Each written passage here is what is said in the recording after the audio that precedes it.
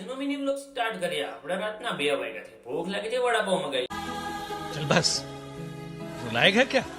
દાદા રોવડાવવાની વાત જ ન હોય. આપણને ભૂખ લાગે એટલે ખાઈ લેવાનું, પછી નીકળી જાય આપણે મેડીમાના દર્શન કરવા. રવિવાર હતો એટલે દર્શન તો કરવા જરૂરી છે આપણા માટે. भाई ने बोला करने का तो करने का. માતાજીના આશીર્વાદ લઈને આપણે નીકળી જાય ઘર તરફ. ને પછી એક વાત કહી દો, આપણે 14 તારીખે રાખેલું છે ભાઈઓ ડગડમરું, તો જોવા આવવાનું ભૂલતા નહીં બધા હો.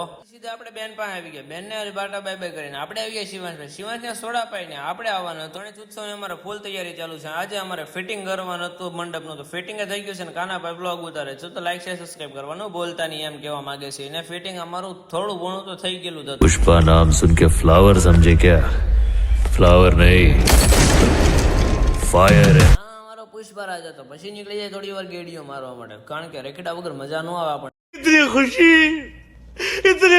मुझे आज तक. तो प्लीज सपोर्ट करा